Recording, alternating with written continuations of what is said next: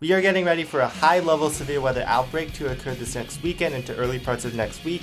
All the models are starting to converge on a signal of a lot of energy moving in. We also have a big surge of moisture. All these blue and purple colors will be riding up from the Gulf into the US, and this is going to create one of the more dangerous severe weather outbreaks, potentially the biggest one so far of the season. It's that time of year. We're heading into the middle of May. This is climatologically when we see some of our biggest severe weather outbreaks. So everything's kind of lining up for a very dangerous setup. In this video, we'll break down all the details, what you can expect, all the hazards of this long range, and then we'll have more specifics as we get closer in time. So starting off with just a general pattern over the US, I want to first take your attention to the pressure map. And all these red colors, these are areas of lower pressure generally over the central US. So what lower pressure does is lower pressure is what we need for storm formation. Lower pressure allows air to rise into the atmosphere. This rising motion is what creates updrafts, creates thunderstorms, and just facilitates general convection growth. So over the next few days, we're going to have a large areas of height falling, areas of low pressure across the central and western US as we get some troughs moving through. This is going to gradually bring in the ingredients and moisture for severe weather. So this is just a general setup that's very conducive for some storms. So let's get started with the severe weather risk, because every day over the next few days we're going to see a slight uptick in intensity of the severe weather. So like I mentioned, this is a gradual build. We'll have some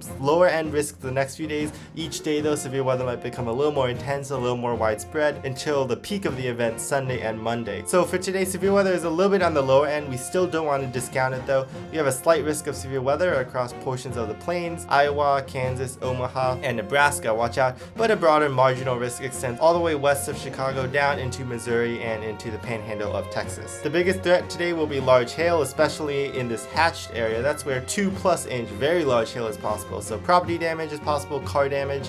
Try to park the cars indoors if you're in these areas for the afternoon. Tomorrow the threat expands a little bit further, so this is what I was saying, where each day severe weather will become progressively more of a concern as the ingredients kind of compile and there's nothing really to kick out some of the thunderstorm fuel that's building in. So we have a slight risk that's a little more expansive over some of the same areas: Nebraska, Omaha, Sioux City, Waterloo, down into central Kansas, with a broader marginal risk. I do expect a bit more expansion of the slight risk with some more updates by the time this video comes out, and we could even have an enhanced risk by the time we get to the day of this event. This looks like a potentially more impactful severe weather day for your Saturday. So if you have any travel plans in this area, definitely make sure you're keeping an eye to the sky, because some of these storms in the afternoon will be pretty nasty. You can see we have that threat expanding a little further, these hatched lines. This is where more significant severe weather is possible. The tornado risk, that's pretty low today. Tomorrow it ramps up, so watch out for a bit of a higher tornado risk as well, especially across Nebraska in the central plains. So timing the convection out, we're going to be looking at the FV3 model for today. So to start off the day, we're going to be mostly quiet. All the storms will be happening in the afternoon. That's when the heat, the energy, the instability is maximized. So notice through the morning some streamer showers possible down to the south. This is just from all the moisture that will be advecting further to the north. This model might be a little too aggressive with some of these light showers, but definitely something we're watching for. By the afternoon though, that's when our attention turns to the central plains. Along the dry line, we're expecting these supercells to fire up, and they're going to fire very quickly. So you're going to notice a bubbling cumulus clouds, eventually maturing into cumulonimbus as they strengthen into thunderstorms, and very quickly we're going to have these storms producing very large hail and some gusty winds possible. So watch out, Omaha, you're kind of right in that crossfire, in that area of the slight risk along that dry line. Further south into Texas, this model might be a little too aggressive with some of this convection here, but we could definitely have some scattered thunderstorms, and any of these storms could bring some locally strong winds and large hail. The highest threat though is a little bit further to the north. Everything will move east with time, so it could be a pretty stormy evening commute across Iowa. As they do so, the hail threat diminishes, but the wind threat kind of takes over, and these storms will be moving across portions of the Mississippi River Valley into the Midwest overnight into Saturday morning. So this is now waking up. We could be waking up to some storms across Cincinnati, Louisville, all the way up to Chicago. That higher risk of severe weather on Saturday, that'll come Saturday afternoon, and this is why I do think that there could be an expansion to the enhanced risk of severe weather, especially across the central plains. Some of these storms will be redeveloping. This is 5 p.m. now on Saturday afternoon, and we could have a little bit more coverage and a little bit stronger intensity with some of these cells.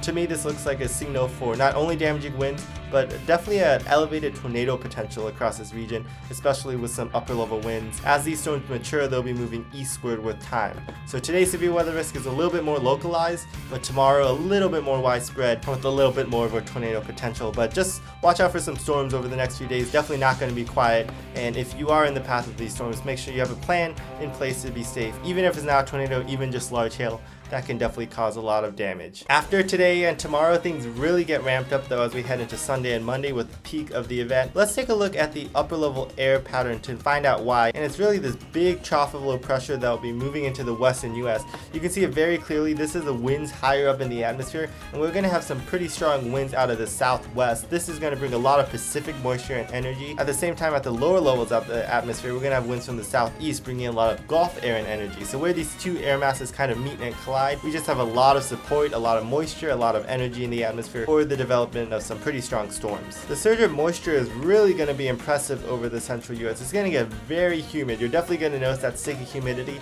This is one of those things that it's gradual. It'll build in over the next few days, but by Sunday and Monday, when all this higher moisture moves in, you're going to be like, oh my goodness, it's going to feel downright tropical. Look at some of these purple values over the central plains. That's dew points in excess of 70 degrees. So just for context, anything above 60 degrees is uncomfortable. Anything above 70 degrees, that's just tropical feeling in nature. So with this huge warm sector, this huge area of untapped moisture anywhere east of the dry line, the storms that do form, they have a lot to tap into and can quickly turn strong to severe. The moisture will really be maximized on Sunday and Monday ahead of a cold front, before some dry air moves out ahead of it. But before this cold front comes, all these purple colors, that's pretty unseasonable even for this time of the year in May, and it's giving me some pretty high confidence in the magnitude of the severe weather risk. So of course, when talking about severe weather, we also have to talk about the CAPE. This is convective available potential energy. Basically, this is a fuel that storms have to form, and the higher the value, obviously the higher the potential for thunderstorm development. So this is on your day Saturday. Notice we have some modest fuel, some modest CAPE values across the plains, so that's why we have a decent severe weather risk for today. Anything above 2,000 joules per kilogram is certainly enough for some strong to severe storms, but notice how every day from there just kind of builds. On your day Sunday, look at this higher plume of CAPE. Some of these numbers, 3,000 to 4,000 joules per kilogram in some of these yellow colors. So this is why there's a more elevated risk of not only more coverage of storms, but stronger intensity storms. And then look at this on Sunday to Monday, the GFS model really explodes CAPE in some of these purple colors across the central plains. We could have some localized spots of 4,000 to 5,000 joules per kilogram. Really, it's just all the moisture that will be streaming in, combining with some heat in the atmosphere. Temperatures will be well into the 80s. It's going to cause a very sticky environment, which storms will really be able to take advantage of. So Monday looks to be the worst of the CAPE before behind the cold front some more stable air comes in and relegates everything a little bit further to the south. Kind of the last piece of the puzzle here is the temperatures that will be warming. Over the next few days, we're gonna have some heat compiling with the humidity. And by the way, the feels like temperatures, the heat when combined with the humidity, it's gonna push heat indices into the triple digits across portions of the south. We're gonna want to watch out for some dangerous levels of heat over the next few days, but notice the heat will really maximize ahead of our approaching cold front as we go into this weekend. Some of these red colors, we can see some numbers by these cities into the 90s across Texas, some 80s widespread all the way up there into portions of the Midwest. Behind the front though, cooler 50s and 40s. And something else that's really good for severe weather is this big contrast in temperatures. Whenever we get this big divide where it's 90 degrees in Wichita, but just up the road we're in the 50s in Kearney across portions of Nebraska, the atmosphere becomes really unstable because it doesn't like this big contrast and it seeks to stabilize itself out. The way it does that is by these thunderstorm development. So the bigger the temperature contrast,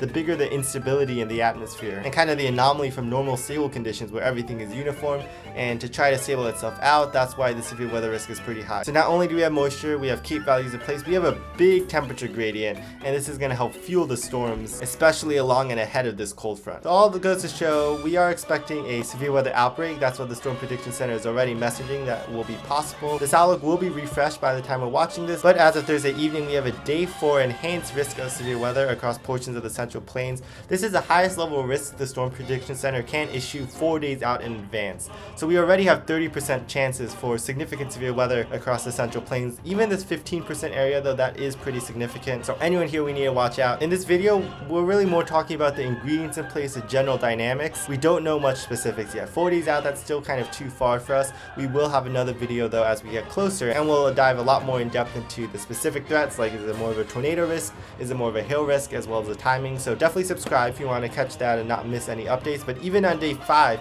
we have another enhanced risk, 30% chance of severe weather across some of the same areas in the central plains, Kansas into Iowa. Again, these are the classic springtime supercells that are famous for sometimes producing some very big tornadoes, and the tornado risk is definitely on the table, but this slight risk is huge.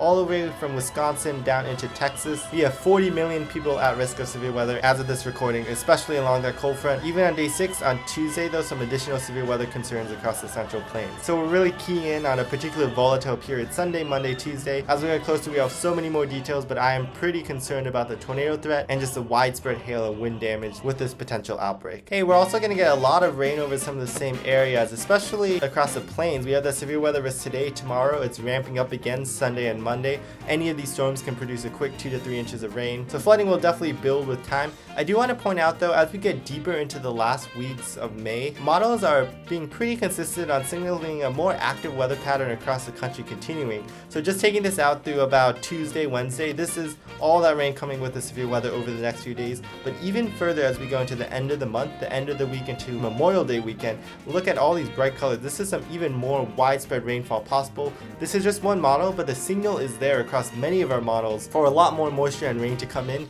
And with that wetter weather pattern, we could be seeing more severe weather potential. The Climate Prediction Center is highlighting this in our 6 to 10 day outlook. We have high confidence, especially across Texas. You're kind of the bullseye for some of this wetter weather, but even just generally across the eastern and southeastern 2/3 of the country, conditions favor wetter than normal. And anytime we see wetter than normal in May, which is already a wet month, I instantly think about potential flooding concerns and potential severe weather concerns. So this is even further down the line. We're just looking at more of the general signals, and the signals are there for more active weather. Of course, we'll definitely be on top of this. We'll keep you updated as we get closer in time, but we could be in for a bit of a longer stretch of some continued severe weather concerns, so definitely prepare for that now. So thanks for watching. Again, the severe weather risk is building every day. We don't want to discount today and tomorrow. Some regionally significant severe weather is possible, but Sunday, Monday, that's when the outbreak is possible. That's when the widespread severe weather and potentially damaging tornadoes is most at risk. So we want to get messaging out early. The more time people hear about this, the more time people have to prepare and potentially stay safe out there. So thanks for watching. Again, if you don't want to miss out on all the latest updates in the weather, consider subscribing. But otherwise,